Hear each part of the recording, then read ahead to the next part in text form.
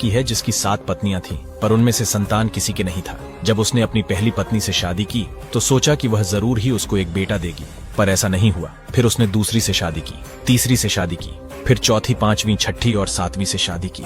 फिर भी किसी से कोई संतान नहीं हुआ जो उसको खुश करता और उसके बाद उसका राज्य संभालता। इस बात को लेकर वह बहुत दुखी था। फिर उसने सोचा क्यों न किसी संत से इस समस्या का हल पूछा जाए। ये सोचकर पास के एक जंगल में संत की तलाश में निकल पड़े।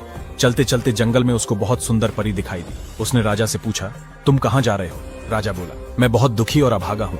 मेरी 7 पत्नियां हैं, पर अपना कहने के लिए मेरा कोई बेटा नहीं है जिसे मैं अपना वारिस कह सकूं। इस बात को लेकर वह बहुत दुखी था। फिर उसने कहा, मैं इस जंगल में आज इसलिए चला आया ताकि मुझे कोई संत मिल जाए और वह मेरी इच्छा पूरी कर दे। परी ने हंसते हुए पूछा, और तुम क्या सोचते हो कि तुम्हें यहाँ इस भयानक जंगल में कोई संत मिलेगा? यहाँ केवल मैं रहती हूँ, पर मैं तुम्हारी सहायता कर सकती हूँ। अगर मैं तुम्हारे दिल की इच्छा पूरी कर दूं तो बताओ तुम मुझे क्या दोगे? राजा बोला, तुम मुझे एक बेटा दे दो, मैं तुमको अपना आधा राज्य दे दूंगा। परी बोली, मुझे तुम्हारा ना तो सोना चाहिए और ना ही राज्य। तुम मुझसे शादी कर लो तो तुम्हें बेटा भी मिल जाएगा और राज्य का वारिस भी। और राजा राजी हो गया और परी को लेकर अपने महल चला गया। वहाँ जाकर उसने जल्द ही उसको अपनी 8वीं पत्नी बना लिया। राजा को ये बात पता नहीं थी कि उसकी दूसरी 7 पत्नियां गर्भवती थीं। वो परी जिसको राजा ने अपनी 8वीं पत्नी बनाया था, परी नहीं थी बल्कि एक राक्षसी थी, जो उस जंगल में राजा के सामने परी के रूप में इसलिए प्रकट हुई थी ताकि वह उसको धोखा देकर उसके महल में खुराफात मचा सके। हर रात जब शाही घराने के सब लोग सो जाते तो वह उठती और अस्तबल में जाकर एक घोड़े को खा जाती और अपनी भूख प्यास बुझाने के बाद सुबह होने से पहले अपने कमरे में आकर लेट जाती, जैसे कुछ हुआ ही ना हो। पहले तो राजा के नौकर इस बात को बताने में डरते रहे, पर जब उन्होंने देखा कि घोड़े तो हर रात गायब होते जा रहे हैं तो उनको राजा के पास जाना पड़ा। तुरंत ही महल की इमारत की सुरक्षा की कड़ा हुक्म सुना दिया गया और उसके हर कमरे की रक्षा के लिए चौकीदार नियुक्त कर दिए गए। पर सब बेकार था। घोड़े हर रात गायब होते रहे और कोई यह नहीं बता सका कि यह सब कैसे हो रहा था। एक रात जब राजा अपने कमरे में परेशान होकर सोच रहा था कि वह इस बारे में क्या करे, तब उसकी 8वीं पत्नी जो नकली परी थी, उसने कहा, आप चिंता मत कीजिए, मैं कल सुबह आपको बताऊंगी कि ये सब खुराफात किसने मचा रखी है। तब तक आप सो जाइए। यह सुनकर राजा सोने चला गया और जल्दी ही गहरी नींद में सो गया। उसके सोते ही उसकी राक्षसी पत्नी उस कमरे से निकली और घोड़ों के अस्तबल में गई। एक घोड़े को मारा और उसका खून एक मिट्टी के बर्तन में भर लिया। वह खून से भरा बर्तन लेकर वापस महल लौटी और दूसरी पत्नियों के कमरों में गई। वहां जाकर उसने वह खून उनके मुंह पर लगा दिया और उसमें से कुछ खून उनके कपड़ों पर छिड़क दिया। उसके बाद वह अपने कमरे में आकर लेट गई। जैसे ही सुबह हुई उसने राजा को जगाया और बोली, मैंने आपका चोर पकड़ लिया है।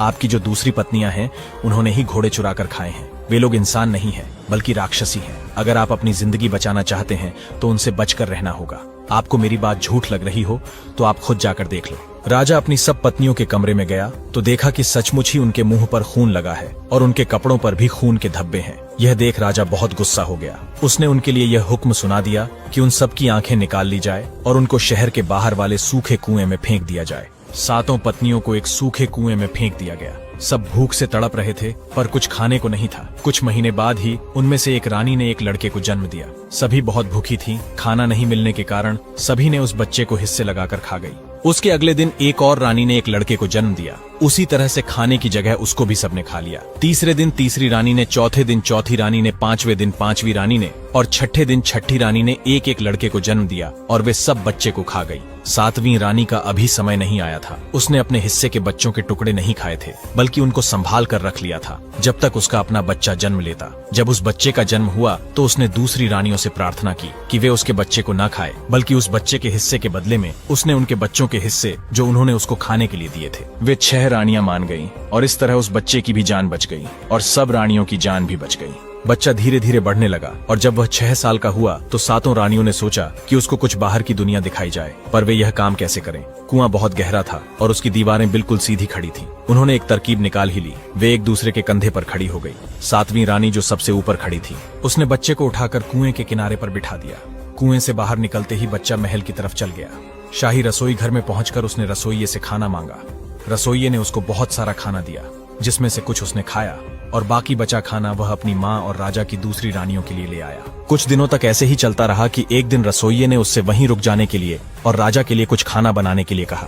रसोइये ने उससे कहा कि माँ मर गई है और उसको उसका अंतिम संस्कार करने जाना जरूरी है, तो आज तुम मेरी जगह खाना बना दो। लड़का राजी हो गया। उसने कहा कि वह अपनी तरफ से भरसक कोशिश करेगा कि राजा के लायक खाना बना सके और रसोइया उसे खाने का काम सौंप कर चला गया। उस दिन के खाने से राजा बहुत खुश हुआ। खाना ठीक से पका हुआ था, उसमें खुशबू भी बहुत अच्छी आ रही थी। और वह ठीक से परोसा गया था। शाम को जब रसोइया लौटा तब राजा ने उसको बुलाकर उसके खाने की बहुत तारीफ की और कहा कि आज का खाना बहुत अच्छा था और वह आगे भी वैसा ही खाना बनाया करे। यह सुनकर रसोइये ने ईमानदारी से स्वीकार किया कि उस दिन का खाना तो उसने बनाया ही नहीं था। उस दिन तो वह सारा दिन ही महल में नहीं था, क्योंकि उसकी माँ मर गई थी। उसने एक लड़के को यह जिम्मेदारी सौंप दी थी, उसने ही वह खाना बनाया था। जब राजा ने यह सुना तो उसने रसोइये और उस लड़के को अपने रसोई घर में नियमित रूप से नौकरी दे दिया। अब क्या था, राजा के रसोई घर में रोज नए नए पकवान बनने लगे और राजा उनसे खुश होकर उस लड़के को अक्सर भेंट देने लगा। वह लड़का यह सब भेंट और खाना अपनी माँ और अपनी सौतेली माओं के लिए लेकर जाने लगा। जब यह लड़का महल से कुएं की तरफ जाता था तो रास्ते में एक फकीर पड़ता था जो हमेशा उसे आशीर्वाद देता, और उससे भीख मांगता तो लड़का भी उसको कुछ ना कुछ दे ही देता था। इस तरह से फिर कुछ साल निकल गए। लड़का जवान और सुंदर हो गया। एक दिन उस राक्षसी रानी की निगाह उस पर पड़ी। वह उसकी सुंदरता देखकर दंग रह गई और उससे पूछा कि वह कहां से और कब आया था।